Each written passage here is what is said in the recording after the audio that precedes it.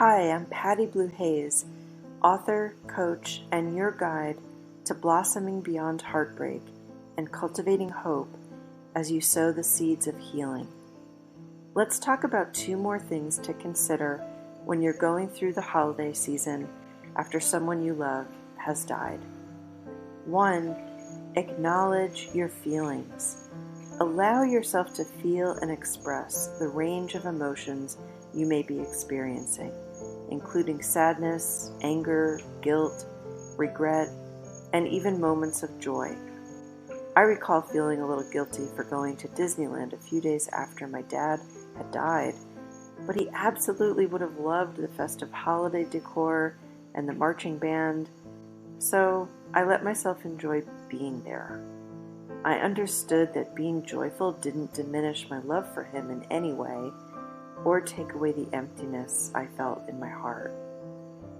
Before my father died, I felt horribly guilty for hoping my dad wouldn't die on Christmas because I didn't want every year to be such a somber reminder that he was gone. But I know it's normal to have a whole range of emotions when preparing for a loved one to die. Holidays are a time of heightened emotion to begin with. Add in the loss of someone you love, and those conditions are ripe for emotional dysregulation, stress, depression, and anxiety. People often have anger towards the person who died for leaving them. It can feel like we've been abandoned when someone dies, or maybe their death resulted from their behavioral choices, and anger arises because you wish they'd taken better care of themselves. Keep in mind that anger can be accompanied by frustration, irritability, and even resentment. Those feelings can pop up anytime during what normally had been enjoyable, festive holidays for you. Be patient with yourself and do your best to give yourself comfort in the moment. Feeling anger doesn't mean you didn't love them. Understand that grief is very complex and allow yourself to feel whatever comes up for you without being hard on yourself or judgmental. Guilt is a very common condition for people who are grieving. This can include survivor guilt, where you feel guilty for being alive. Often people will say they'd rather switch places with the deceased. We can also feel guilty for feeling relieved that they are no longer suffering or that the stress of caregiving is lifted. Whatever guilt you may be feeling, try to remind yourself that these feelings aren't absolutes. They are just small fibers in the blanket of grief laying heavily on your heart. Regret is a complex emotion that often arises when we think about the unspoken words or aspects of the relationship we wish could have changed. Sometimes a loved one dies and the last interaction we had with them was an argument.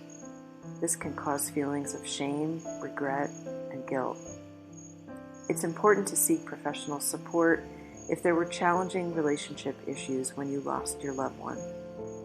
For the living, the aftermath of death is a very complex issue. You can certainly research information on grieving to better understand what can happen during the grief of losing someone to death. There are plenty of books, videos, articles, and podcasts to peruse. I'm sure you'll find some information that will bring you some understanding of what you're experiencing and help you not feel so alone. Please help me continue to create these videos by subscribing to my channel if you find this content valuable. 2. Plan ahead. As I've said before in my videos, when we're in grief during the holiday season, not having any coping strategies in place can contribute to anxiety, dread, and feelings of helplessness. Anticipate the potential challenges and plan ahead. I'd suggest that you give yourself 2 options to choose from when it gets closer to the date of an event or activity. Have one plan in place for if you feel up to participating in gatherings, and another plan in the event you feel too consumed with grief. Remember that grieving is a highly individual process. And there's no right or wrong way to navigate the holidays after the loss of a loved one. You may have well-meaning people who tell you to attend certain gatherings because that's what they think is best. But you know yourself better than anyone else. Make your choices based on what is best for your heart and soul. Grieving can also be quite emotionally draining.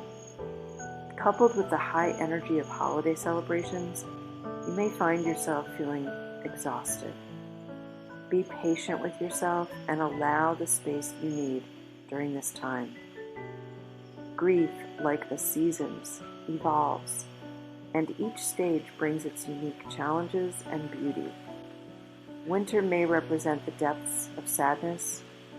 Let your memories be the sunlight that bathe the winter garden in warmth.